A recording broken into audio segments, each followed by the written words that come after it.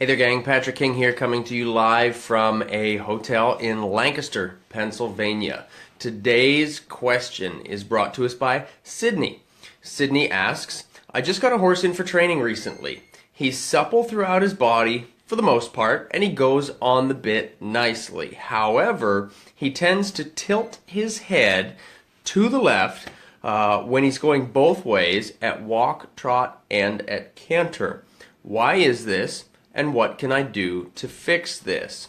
So one of the things that I want to look at whenever we've got a horse that's doing this pole tilting, I want to look first. The first thing I take a look at is dental issues. So I want to make sure, Sydney, that this horse has been looked at by an equine dentist. Hooks and waves in the teeth will oftentimes cause a tilting of the pole. Now, I say oftentimes, I don't say always, all right? But that's going to be the first thing that I take a look at. So make sure that this horse has been evaluated by a dentist. Secondarily, we're going to want to make sure that this horse has been evaluated by a chiropractor to make sure that there aren't some sort of issue going on at the occiput, in C1, C2, something like that, that could be causing this challenge. Now, once we've had all of these things evaluated and we've got the horse checked out as being clear,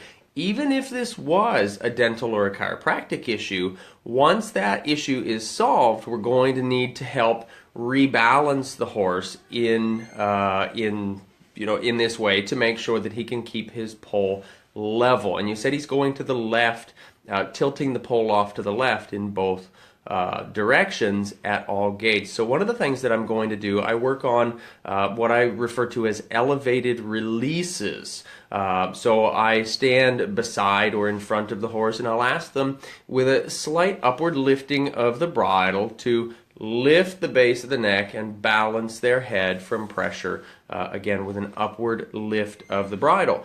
Not a pushing, but just kind of a steady holding of the bit up into the corners of the lips until the horse starts to elevate the base of the neck, lifting through the pole.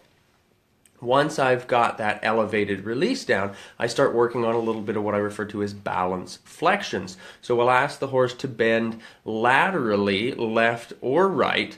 And in this case, with the tilting of the pole to the left, we want to be mindful that our inside rein would be asking for a bend. Our outside rein would be asking for an elevation. So if he's tilting left, you're bending to the right, we're going to ask for a little right flexion with a slight lifting on that left rein to help rebalance the pole. This is something we can do also in the halter, holding both sides of the halter there, one side asking for a slight bend, one side maintaining the balance in the head there at the pole, making sure again that his head hangs straight down. This is something that we see happen quite a bit in horses that have been, what I would say, over-flexed laterally. We see a lot of riders, it's a pretty common thing now for riders to be bending their horse's nose around to their boot.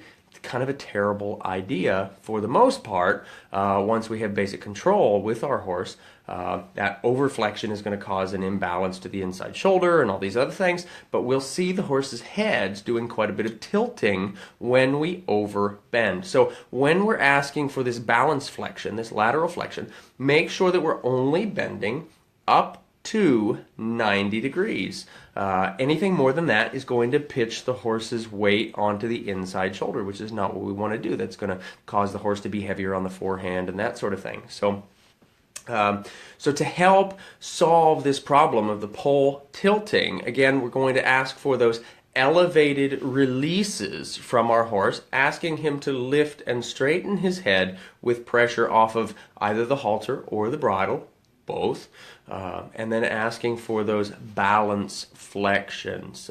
So hopefully this has been helpful for you, Sydney, and for everybody else that's watching to help solve that tilting at the pole. And Sydney, please feel free, send me some video clips if you'd like to, so that we can kind of nail into that a little bit more.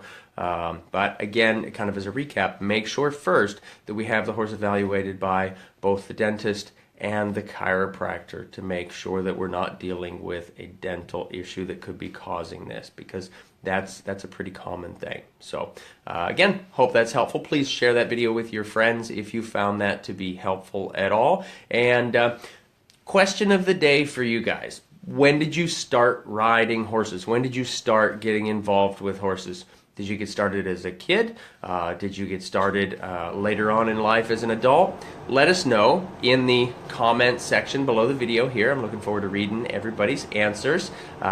Tune in tomorrow, and don't forget, you keep asking questions, I'll keep giving answers. Thanks so much, guys.